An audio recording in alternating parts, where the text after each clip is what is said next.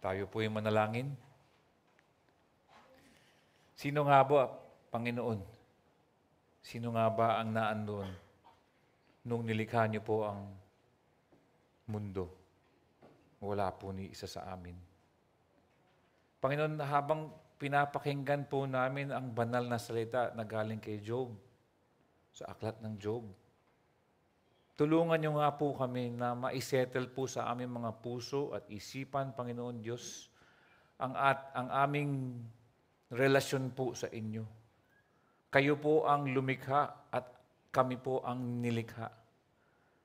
Panginoon, bago pa nga namin masabi po na kayo ang aming Ama, Abba Father, dahil sa dinanak ng dugo ng inyong anak na si Jesus, sana maalala po namin at mabuti po sa amin na maunawaan po namin kung sino ang lumikha sa amin, sino ang nilikha, Panginoon Diyos. Panginoon Diyos, itinataas po namin ang inyong kaluwalhatian sa bagay na po ito. We pray, Father God, that we might be able to understand, Panginoon Diyos, itong relationship namin with you. But what is man that you are mindful of him? What are we, Panginoon Diyos? Bakit kayo nagdanak ng dugo sa pamamagitan ng inyong anak na si Jesus? Bakit, Panginoon Diyos? Mga ibang tanong, Panginoon, hindi namin maisasagot. Ngunit alam namin, ginawa niyo po ito para sa amin at para sa inyong kaluwalhatian. And so we are just so thankful, Lord God, na we have this relationship with our Lord Jesus Christ. Nawa hindi lang lumikha ang aming relasyon sa inyo at kami lang ang nilikha, kundi masasabi na po namin, Abba, Father, dahil kay Jesus. Nagpapasalamat po kami sa Ebanghelyo na sumesentro sa amin, Panginoon Diyos, sa aming mga buhay. Alam po namin itong church namin, Grace Fellowship Church, hindi po ito samahan na parang membership lang. Ngunit lahat po sa amin na nagmumula sa iba't ibang dako, Lord God, different lives, isa lang ang amin in common denominator. Ang Ebanghelyo na si Jesus ay namatay para sa aming mga kasalanan at siya'y nabuhay muli. And so, Father, we thank you that we have the forgiveness of sin. Tinataas din po namin ang banal na Espiritu. God, Holy Spirit, we worship you. Alam po namin kayo ang, God, Holy Spirit, alam po namin kayo ang gumagawa ng paraan sa aming mga puso, Lord, upang kami ay mabago. And so, Father, we just thank you for this.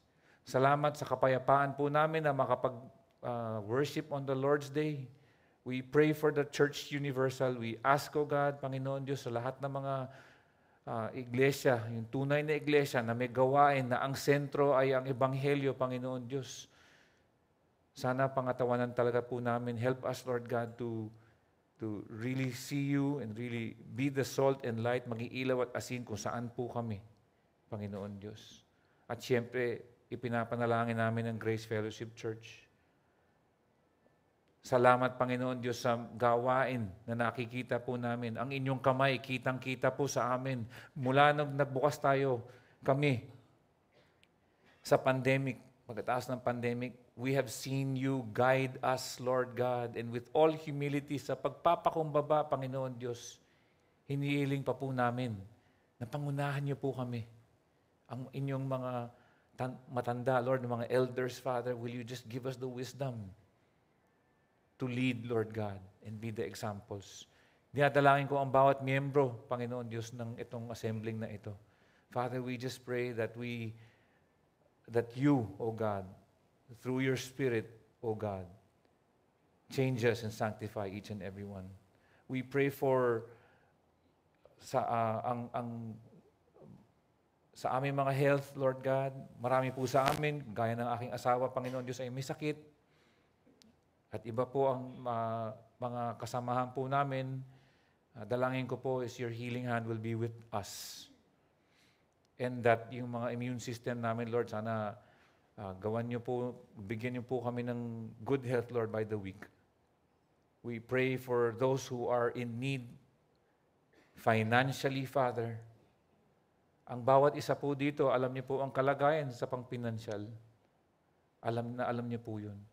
Kaya para sa amin, Panginoon Diyos, na nangangailangan, Lord, you are our great provider, and we know that.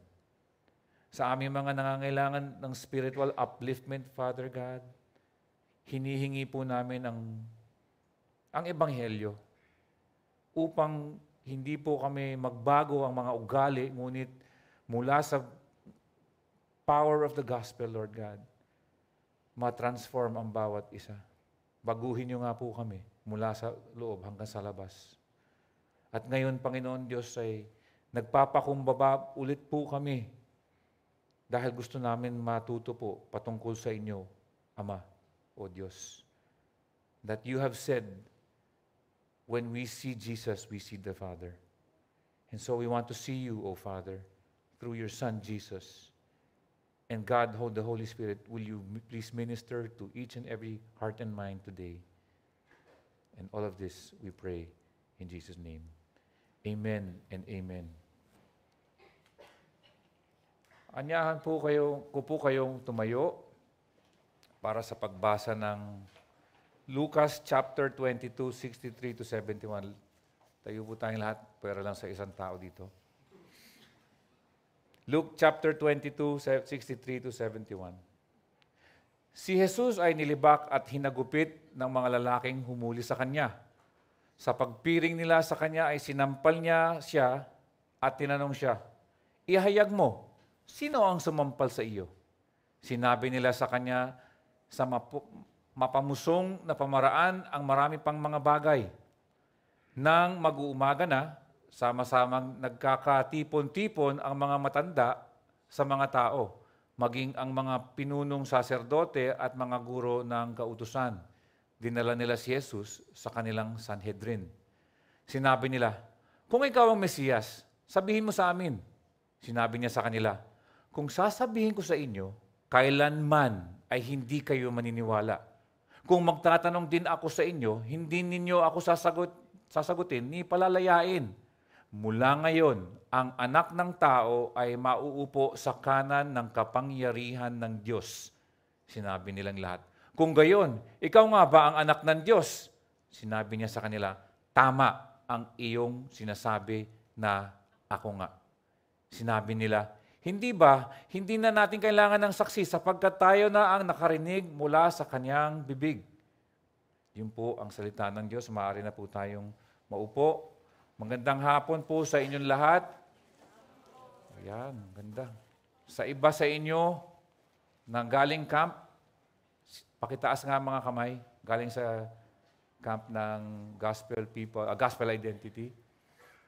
Long time no see sa inyo. At sobrang saya namin doon. Sana masama yung mga hindi ning taas ng kamay next year. At marami naman dyan sponsor kagaya ni Pastor George nga. At habang nandun kami sa church camp, ay pag-uwi po namin, ay may kinausap ako isang kasama ko sa trabaho, yung isang PT namin. Sabi ko, nanggaling ako sa Laguna, sa bandang Laguna at saka Quezon. Sabi niya, "Ay coach, alam ko yung Rizal Recreation Camp. Malapit ang bahay ko doon, yung kung saan ako lumaki." At sabi niya, malapit daw sa Mount Banahaw yun. At tinanong niya sa akin, "Alam mo ba ang mga Rizalista? May community doon?" Sabi ko, hindi ko nga alam. Hindi ko nga alam na hanggang ngayon may Rizalista. Yun pala, ay si Jose Rizal, ang ating pambansang bayani, ay sometimes ay wino-worship siya parang Diyos. Alam niyo po ba yan?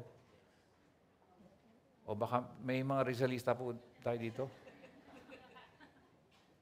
Wala Sige. Pero hindi naman, may mga ibang levels naman. Iba talagang gusto lang si Rizal. Pero ito, yung mga talagang extreme, ay si Rizal daw, ay siya yung second incarnation of Christ. Nakakatakot, no? Although sa lahat ng grade school, high school, tsaka college, pinag-aaralan na ng bawat Pilipino. Alam pa nga ng ibang matatanda dyan Adios, Patria. O, kita mo, mga matatanda. Di ba? Bago tayo makapasa ng college, ng isang 3 units yata yun, kailangan natin alam kung ano ang huling paalam ni Jose Rizal. Rizal, they say, was honored. Yung iba, they praying to him, yung itong mga Rizalista. He is treated as the second person of the Trinity. Pero sa ating mga makabayan, di ba, mga Pinoy tayong mga patriotic, mahal natin si Rizal, mahal natin ang kanyang mga sinulat, mahal natin ang kanyang filosofiya, gusto niyang makawala sa mga Spanish, di ba? Yung iba nga, mahal nga ang tinitignan natin yung kanyang pagka-babaero daw. Di ba? Alam natin yun. Pag pumunta ka dun sa ibang mga places, yung tour guide dun sa Las Casas, ikikwento sa iyo kung ano si Rizal at saka sino yung mga naging kasama niya. Ngunit si Rizal was just a person. Tao lang po si Rizal. His words, nakaka-inspire, ay hindi naman inspired by God, kagaya ng Scripture. Ang kanyang sakripisyo ay nagbigay lang ng motivation, hindi salvation. Ang kanyang kamatayan, which sparked a revolution against the Spanish government, is, kumbaga, quote-unquote, para daw siya yung Messiah ng Pilipinas. Di ba? Sa makatawid, ang kanyang huling mga sinabi bago siyang binaril ay consumatum est. Sino may alam kung ano ibig sabihin nun? Dito ka kanina In Bible language, ito po ay tetelestai. Or in English, it is finished. Grabe, di ba? Ang similarity nitong si Rizal at ang ating Panginoon. But despite that, there is no truth that can compare sa sinabinigkas ni Jesus sa ating mga verses today. Sa English, di ba? Parang yung sa verse 70, tinanong siya, are you the Son of God? Ang sabi sa New American Standard Bible, yes, I am. Sabi ni Jesus. At yun sana ay makita natin yung kabigatan ng sinabi at yung kaluwalhatian ng statement ni Lord. Sana mabuksan ng ating spiritual eyes. Makita natin kung ano ang ibig sabihin yan. So, andito na tayo sa Luke chapter 22, patapos na po, verses 62 to 71, kung saan makikita natin sobrang dami nangyari sa Luke chapter 22. Ngunit, may isang katanungan minsan, bakit ang pagkasunod-sunod daw sa Matthew, Mark, Luke, kahit sa John, ay hindi minsan nagtutugma? Meron ba tamang chronological order? Meron. At nakatulong nga sa akin, yung isang libro na binabasa ko is yung The Life of Jesus Christ in Stereo by Johnston Cheney. Dala ko yung book, kung sino mga nagtatanong kanina, may nagtanong sa akin kung ano yung book na yon, pwede ko pa nga ipahiram. Ngunit ginagawa ng book na ito ay pinag-iisa yung 4 na libro, Matthew, Mark, Luke, and John, para magkaroon tayo ng pagkasunod-sunod.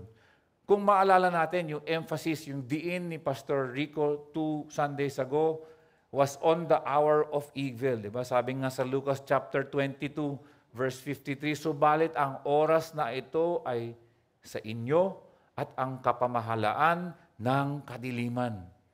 The power of darkness, this is your hour. Sa salaysay na ito, ang oras ay dumating na. Mula sa verse 53. Ang ibig sabihin nito, talagang the power of darkness. Yung mga puwersa ng mga demonyo ay nakipagsabwatan na talaga laban kay Jesus. At sila ay, kung tutuusin, sila ay magiging malaya upang patayin ang anak ng Diyos at yun ang magagawa nila.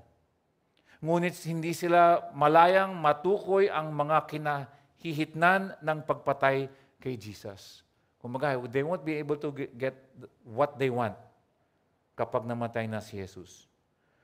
So itong hour of darkness, the power of darkness, itong oras ng kadiliman, ito po ang mga nangyari. Short chronology. Aresto, dinala si Jesus kay Anas. Pagdala kay Anas, siya ay pinagtatanong din. Anas, hindi siya po ang punong saserdote, siya ay dating punong saserdote, ngunit he is not the high priest kasi ang Roman government, ika nga, sabi nga natin, is pumili ng ibang high priest. Si Caiaphas ang napili nila. Pero, dinala muna siya doon kay Anas.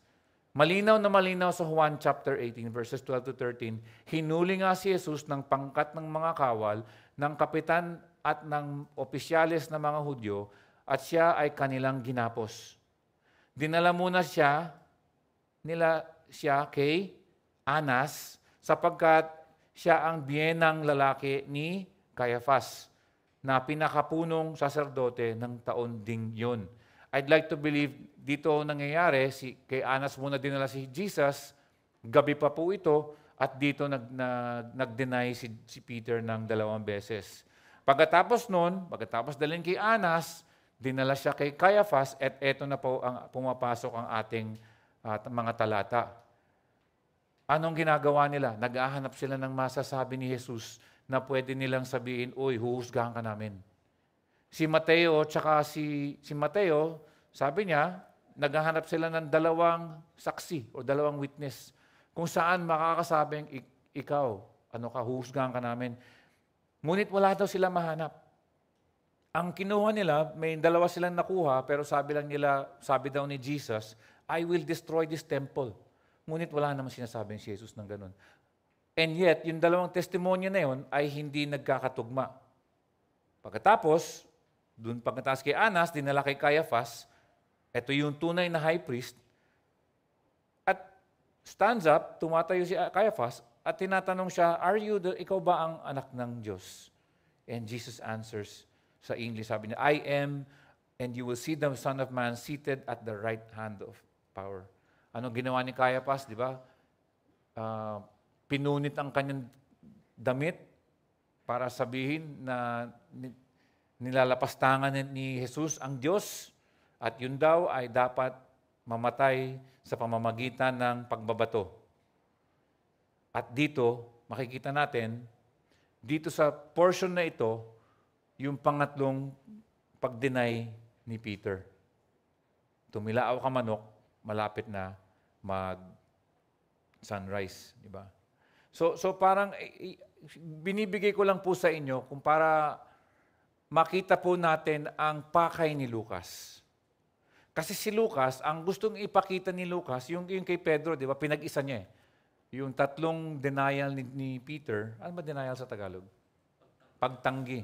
Alam ko naman yun, sinusubukan lang kita. Yung 3 pagtanggi kay Pedro, pinag-isa na po niya. Para ma-preach ng mabuti, para maalala po ng tao na talagang yung pagtatanggi ng isang disipulo, sabi mo, disipulo ka, napakasakit nun para sa isang disipulo. Alam mo, naiisip ko lang nung habang nakikinig po ako last Sunday afternoon, na sobrang sakit nung nangyari kay Pedro, na para sa isang disipulo, ang pinakamasamang pwedeng mangyari ay maitanggi mo ang inyong Panginoon. Ang hirap nun. At dinala niya yun. Isipin mo na walang... And just imagine the forgiveness, yung kapatawaran na inibinigay ni Jesus. Grabe yung biyaya. No? So andun na po tayo at gusto ko nang puntahan yung unang punto ng ating pag-aaral ngayon. Meron tayong konting division, apat na division. Yung unang division ay yung pangungutya or mockery. Sabi dito sa verses 63 to 65, nilibak at hinagupit ng mga lalaking humuli sa kanya. Sa pagpiring nila sa kanya, ay sinampal nila siya at tinanong siya, ihayag mo, sino ang sumampal sa iyo? Sinabi nila sa kanya, sa mapamusong na pamaraan ang marami pang mga bagay. Nandito na yung kadiliman. Pinagtatawanan si Jesus. Dinuraan si Jesus at patuloy na sinasaktan ang katawan. Nakita ng Diyos kung ano talaga ang mangyayari. Kasi matagal pa, sa Luke chapter 18 pa lang, verse 32, sabi nito, ito ay sapagkat ibibigay siya sa mga hentil at siya ay kukutyain, aalimurain at duduraan. Mockery, pangungutya. Alam mo, gusto ko lang makita natin, bagamat apat ang ating ebanghelyo, four gospels, itong si Lucas, ito yung tinataas niya, yung pangungutya.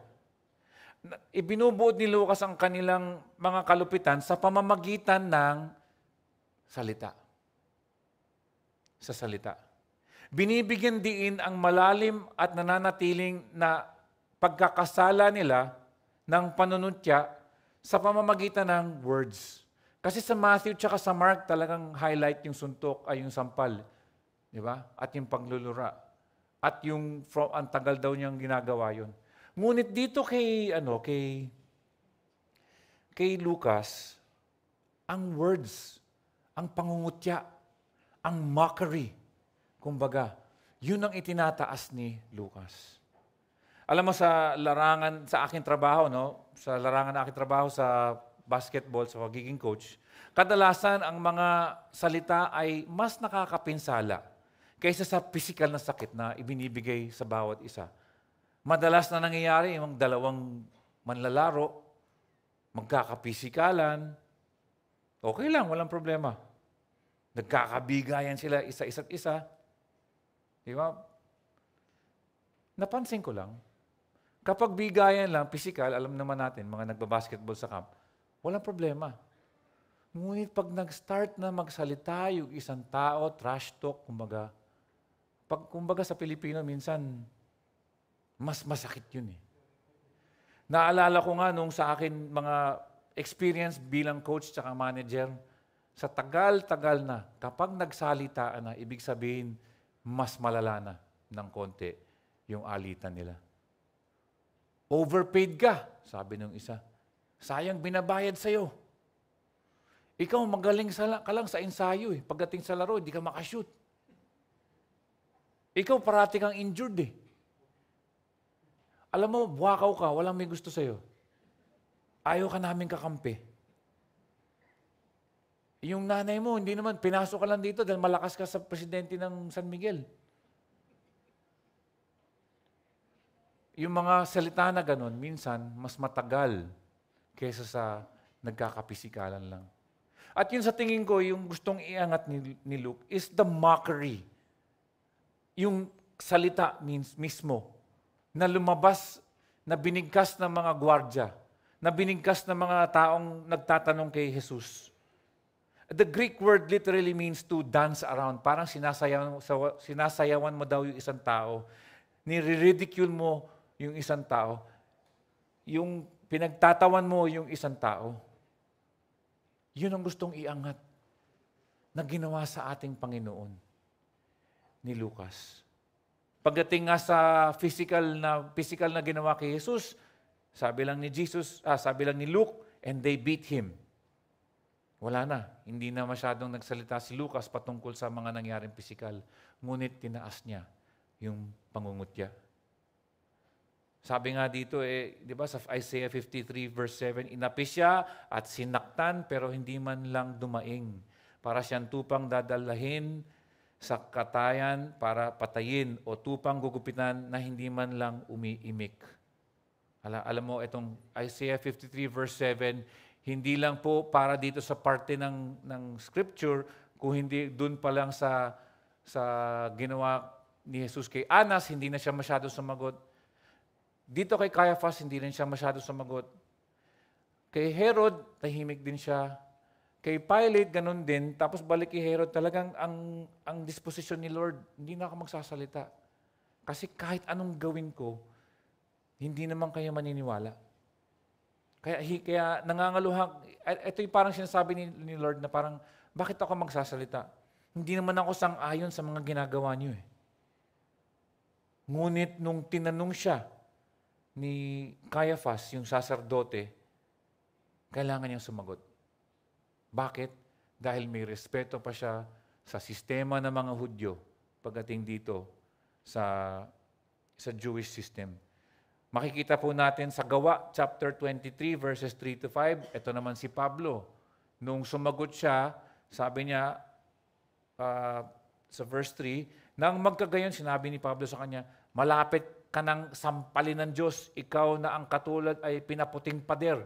Tama ba na ikaw ay nakaupo upang ako ay hatulan ayon sa kautusan at nag-utos ka na ako ay sampalin ng labag sa kautusan?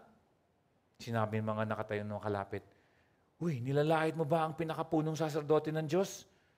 Sabi ni Pablo, mga kapatid, hindi ko nalalaman na siya ay pinakapunong saserdote sapagkat nasusulat, huwag kang magsasalita ng masama patungkol sa pinuno ng iyong mga tao.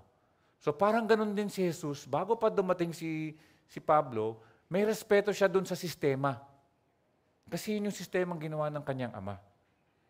Nung nalaman niya, nung sinabi niya, I adjure you, sabi ni Caiaphas, I adjure you, I will put you on oath, kailangan mo sumagot, napasagot si Jesus. Napasagot si Jesus. At ito yung pagtatanong, ito yung inquiry. No, sabi sa chapter 22, verses 66 to 68, nang mag-uumaga na, sama-samang nagkakatipon-tipon ang mga matanda, hindi matatanda, ibig sabihin ito, elders, sa mga tao, maging ang mga pinunong saserdote at mga guro ng kautusan. Dinala nila si Jesus sa kanilang Sanhedrin, sinabi nila, ito yung katanungan, kung ikaw ang Mesiyas, sabihin mo sa amin. Sinabi niya sa kanila, kung sasabihin ko sa inyo, kailanman ay hindi kayo maniniwala. Kung magtatanong din ako sa inyo, hindi niyo ako sasagutin ni palalayain. Ang tinatanong po ng mga Sanhedrin, kung siya nga daw ang Mesiyas, siyempre nanguhuli itong mga to eh. Nanguhuli sila eh. Gusto nilang makakita ng something na mahuli si Jesus upang maiangat nila sa mga Roman officials. Naghahanap sila. Naghahanap sila ng pwedeng maibintang kay Jesus para pwede nilang dalhin sa Roman officials. Tandaan mo, at this point in Jewish history, bawal pa po silang pumatay ng sarili nilang pinaghuhusgahan. Kailangan lahat ng death sentence idadaan muna sa Rome, sa mga Roman officials, sa mga Romano, upang masasabi ng mga Romano, sige, pwede niyong batuhin yan, stone to death. Or, kagaya ng pagkamatay ni Jesus, ipako sa krus. So, wala pa sila up to this point, naghahanap sila ng rason kung paano nila mahuhuli ang Panginoon Diyos. At isa sa mga pamamaraan yan ay ang pagiging Mesiyas or Mesaya. Dahil sa isipan ng isang Hudyo, ang Mesiyas ay isang revolutionary soldier. Mandirigma. Hindi nila inaakalang ang Mesiyas na pagkakaalam po natin ngayon sa Bagong Tipan ay siya ang tagapagligtas. Hindi lang ng Israel, hindi lang ng pang-pisikal, kung hindi para sa ating pang-spiritual na pangangailangan. Pagdating dito binabasa nila ang akala ng mga Hudyo, okay, sino ang Mesiyas na darating na makakapag-solve sa ating pag-uusig sa atin laban sa mga Romans. Ayoko na magbayad ng buwis. Ayoko nang maging under yung Roman rule. Gusto na namin ng sino kaya yung Mesiyas na yun? So hanap sila ng hanap. At ang sagot ni Jesus ay hindi nga siya nagsabi kung siya ang Mesiyas o hindi. Saan na ba ako? Sabi niya, kung sasabihin ko sa inyo, kailanman ay hindi kayo maniniwala. Kung magtatanong din ako sa inyo, hindi ninyo ako sasagutin ni palalayain. Yun ang hinahanap ng mga Hudyo. Nakasuhan ang ating Panginoon. Tandaan natin ito'y isang kapistahan, ito'y isang Sabbath, di ba? Linggo ng Paskwa, Sabbath, at sigurado itong mga religious leaders, di ba, nag-ano na sila. Nagko-communicate na sila sa isa't isa habang gabi pa. Baka nagtatawagan na sila, punta kayo dito, nandito na si Jesus, nahuli na natin. Nabayaran natin si Judas. Kailangan natin mag-set up ng isang council.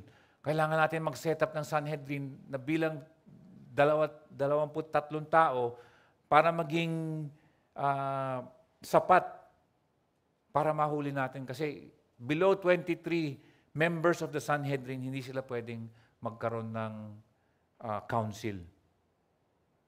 At ang ginagawa nila, isiniset up nila ang ating Panginoon. At sa gabi pa lang, nagte-text na sila. Punta kayo dito. Last text ko na to, wala na akong load. At yun, pagdating ng umaga, ito po yung nangyayari. Lagpas 23 miyembro ng Sanhedrin ay naandoon upang husgahan si Jesus. Kung hindi lagpas 23, hindi po pwedeng tawagin na council. Capital cases like itong nangyayari na hinahabol nila si Jesus na magkaroon ng isang masabi o kaya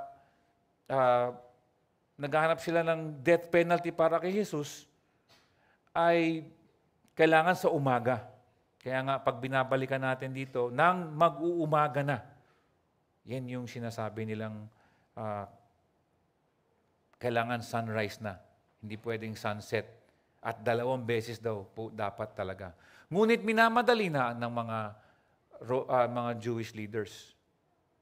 Sabi ko nga kanina umaga, may term para dito. Ang tawag dito, kangaroo court. A kangaroo court. At hindi lang po kay Jesus ginamit yun. Kahit ngayon, pwede mong gamitin yun. Sabi nung iba, yung kay Donald Trump daw, na hinuhuli siya, parang kangaroo court daw yun. Pero it is a definition used widely. At ang ibig sabihin nito, Englishin ko na lang kasi baka iba sa inyo hindi nakakaintindi. An unlawful false court that doesn't follow the legal standards agreed by the community. Kumbaga, minamadali nyo lang, basta-basta na lang, parang gusto mo pilitin para kahit wala kang magandang ebidensya, ilagay natin on trial si Jesus. Total, nagbayad na tayo kay Judas at idaan natin dun sa kingpin natin na si Anas at dito kay Caiaphas. Mahala na, basta humanap tayo ng rason kung paano natin mapapatay itong taong tong gumugulo sa atin. So naghahanap sila. Ang kanilang mga napili ay kalapastangan or pag-aalsa sa mga Romans. Blasphemy to God or insurrection laban sa mga Romans. O anumang bagay na magbibigay sa ating Panginoon ng parusahan, kamatayan, basta naghahanap lang sila. Up to this point, wala pa silang nakikita. At ito naman, gusto ko ipakita yung sinasabi ni Lucas na pinapakita 2 bagay. So ito, nag-questioning na tayo, wala pa silang mahanap, ngunit si Lucas, itong 2 particular na katangian ang binibigay niya. Ang pinapakita niya po sa atin. Yung una, na nag-iisa na lang si Jesus. Very clear. Lahat ng disipulo na wala na. Si Pedro sumusunod pero malayo. 3 beses na nga niya tinanggihan ang ating Panginoon. Nagtanggi pala. Tinanggi. Itinanggi. Sure ka? Denied. 3 beses na. So by this point, wala na, nag-iisa na lang. Nag-iisa na lang si Jesus. Ang Sanhedrin, ang buong Jewish leadership ay nag-iisa sa pagsalungat kay Jesus mula na siya ipumasok sa Jerusalem na nakasakay sa donkey or sa asno. Tandaan natin, pagpasok ni Jesus, from that point on, talagang dire-diretso, sabi sa Lucas chapter 19, verse 47, ang mga pinunong saserdote, ang mga guro ng kautusan, at ang mga pinuno ng mga tao ay naghahanap ng paraan upang mapatay siya. Luke chapter 20, sa pagmamatyag nila sa kanya, nagsugo sila ng mga tik-tik na, magkukunwaring matuwid upang maipahuli nila siya sa kanyang pananalita. Spies. Nang sa gayon ay maibigay nila siya sa pamunuan at kapamahalaan ng gobernador. Dito, early in Luke chapter 22, ang mga pinunong saserdote at mga guro ng kautusan ay humahanap ng paraan kung paano nila maipatay si Jesus. Yun ang gusto natin makita galing kay Lucas. At least dito sa mga talatang ito, nag-iisa na lang si Jesus. Wala po siyang mga disipulo. Malayo, sumusunod. Kumbaga, no one has followed him up to this point. Yun ang unang gusto natin makita. Ang pangalawang gusto natin makita, at etong kung may i-take home po tayo, dito po tayo mag-focus. Kung tulog po kayo kanina, gumising na kayo kasi ito na talagang ang gusto kong makita natin. Gusto ko makita natin yung Christological influence of this text or the titles of Christ. Ang salaysay ni Lucas ay nakatuon dito at makikita natin sa mga talata. Kanina, ang mga gwardya ay minamak siya, di ba, pinangungutya siya, at ang reputasyon ni Jesus bilang isang propeta, sabi, "Are you the prophet? Propeta ka ba? Sino ang sumampal sa'yo? Sabihin mo nga sa amin." Yun yung unang natin nakikita. Yung first Christological term is prophet. Pagkatapos ang Sanhedrin ay humingi ng tugon mula sa kanya tungkol sa kanyang reputasyon bilang Mesiyas. Ikaw nga ba Mesiyas? Sa panahon nila dito, sabi ko nga kanina, may mas maraming revolutionary already. Kaya tinatanong talaga, yung tanong talaga ng Jewish Council ay natatakot sila, baka isa na rin doon si Jesus na nagkikimkim ng gustong lumaban sa mga taga-Roma, sugurin ng mga taga-Roma. Meron nga isa si Jesus, di ba? Si Simon the Zealot. Simon na makabayan, isa siya sa 12. So ang Sanhedrin, tunay talaga silang natatakot sa mga taong ganun. So tinanong nila, ikaw nga ba ang Mesiyas? Ikaw ba may potensyal na pwedeng makipagdigmaan sa Roma? Bakit? Kasi baka mawala ang kanilang magagandang buhay. At siyempre, ayaw naman nila girahin yung sobrang superpower at that point na ang Rome Empire. So sinabi ni Jesus, di ba tinanong, if you are the Christ or the Messiah, tell us. Ang sagot naman ni Jesus, kailanman ay hindi kayo maniniwala. Yes, Jesus is the Christ. Yes, Jesus is the Messiah. Ngunit sobrang layo ng distansya nila. Sobrang layo ng distansya ni Jesus sa mga religious leaders. Ang pagitan nila ay sobrang na hindi na talaga maitutugma. At sa makatuwid ay tumanggi na si Jesus sa isang diretsyong sagot. Alam mo kung sasagutin ni Jesus to, anong gagawin niya? Ipapaliwanag sana niya ang Isaiah chapter 53. Kung saan meron tayong kilalang suffering servant na hanggang ngayon ay hindi pa rin katanggap-tanggap ng mga Hudyo. Nilinaw niya ito sa kanyang mga alagad sa daan patungong Emmaus.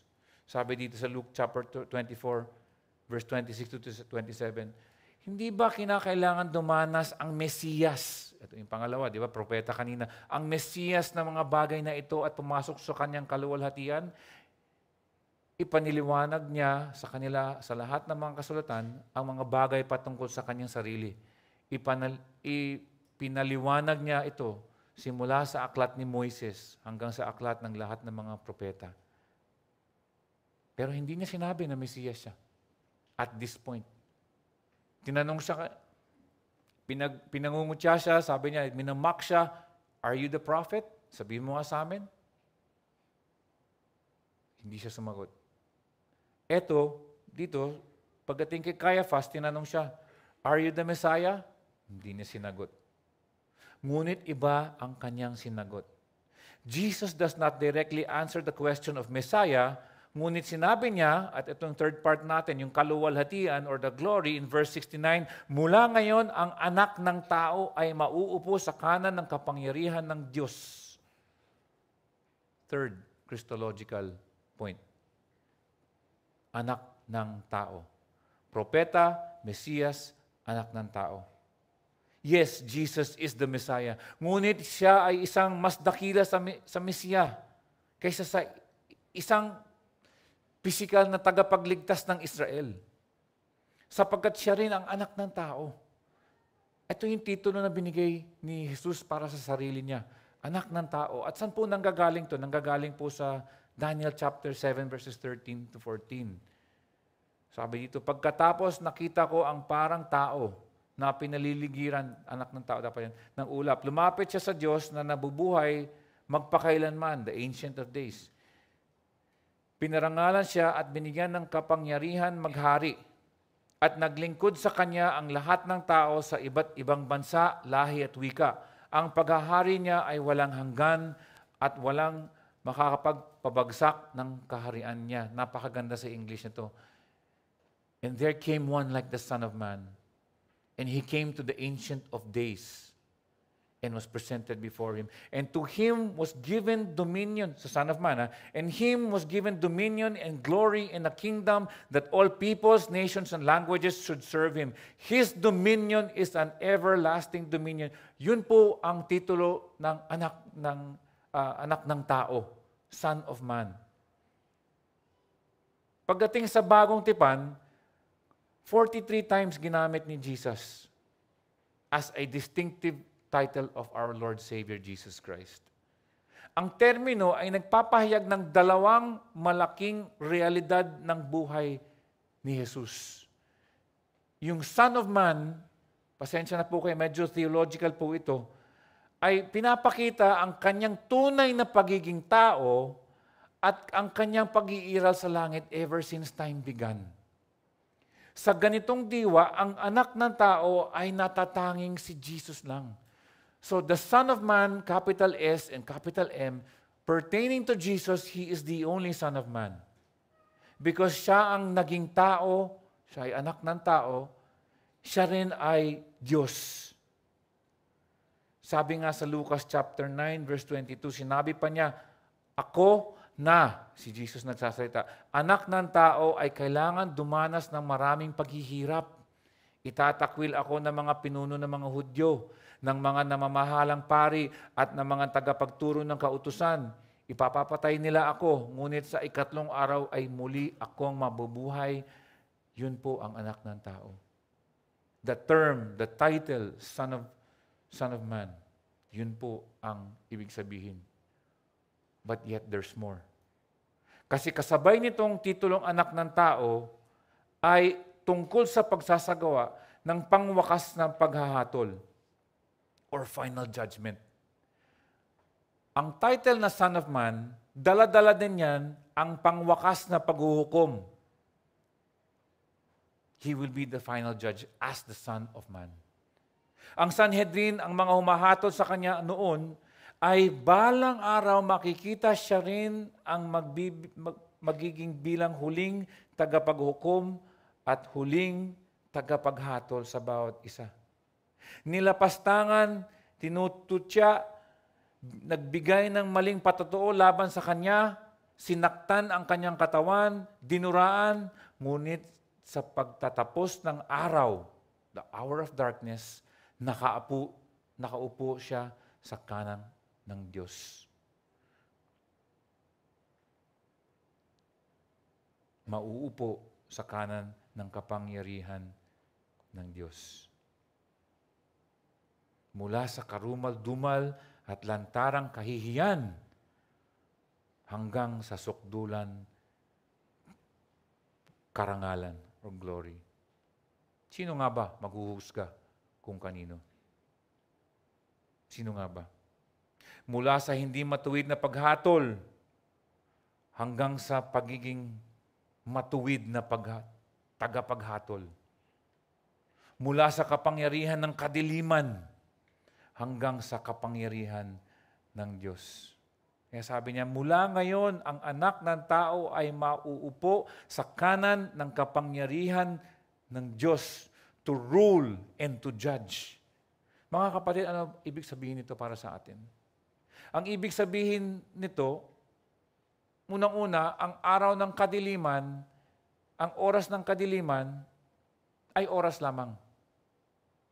ang pagdurusa ni Kristo ay para sa atin, ay hindi ito tumatagal na parang buhay na walang hanggan. Meron lang tayong portion in the life of Christ that He had to pay for. Pag tinitignan natin ang ating mga buhay, magiging ganun din po ang ating pagdurusa. Minsan iba po sa atin nagdurusa ngayon. Some of us are suffering, hindi po ito tatagal. Hindi ito tatagal na mas mahaba kaysa sa isang, quote-unquote, isang oras ng kadiliman kumpara sa kawalang hanggan. Ang ibig sabihin nito, nangangahulugan ito, na kahit parang ang kalooban ng Diyos ay hindi natutupad sa oras ng kadiliman, siya pa din ay naghahari sa lahat at titipunin niya ang lahat ng kaluwalhatian sa kanyang sarili. Nangangahulugan din ito na hindi lamang awa kay Jesus ang dapat natin makita, kung hindi nakikita natin siya na nakaupo sa kanan kamay ng Diyos Ama na may kapangyarihan maghukom at maghari. Nangangahulugan din po ito na ang buhay Kristiyano ay sa huli matagumpay. Mga kapatid, ang tanda po natin ay hindi isang taong namamatay sa krus. Tulad ng ibang relihiyon. Kung hindi isang libingan na walang laman. Dahil sinabi ni Jesus na ang anak ng tao ay mamumuno at hahatol at uupo sa kanan ng Diyos. Nakakaawa at this point si Lord. At mas nakakaawa pa siya pagdating in the future verses. Ngunit for today, gusto ko lang makita at gusto makita ng ating manunulat na si Lucas ang mga titulong binigay kay Jesus na siya'y isang propeta na tinatawag na Mesiyas, na anak ng tao. At meron pang isa, anak ng Diyos. Ito'y nangangahulugan din na siya may kapangyarihan. Siya may otoridad. Sa bawat, isipin niyo yung lahat ng taong hindi niyo gusto. Isipin niyo ngayon, mga nakakainis na tao. Mga kasama niyong boss. Mga boss ng boss ninyo. Mga iniisip mong makapangyarihan dito, mas makapangyarihan ng ating Panginoon. Ang iyong mapang-abusong asawa, ang iyong teacher, ang iyong anak na walang respeto sa iyo, ang inyong magulang na hindi naniniwala sa Panginoon. Pag tinignan natin at naaalala po natin ang anak ng Diyos na anak ng tao na nakaupo sa kanan ng trono ng Panginoon Ama, alam po natin na siya ang namamahala sa lahat.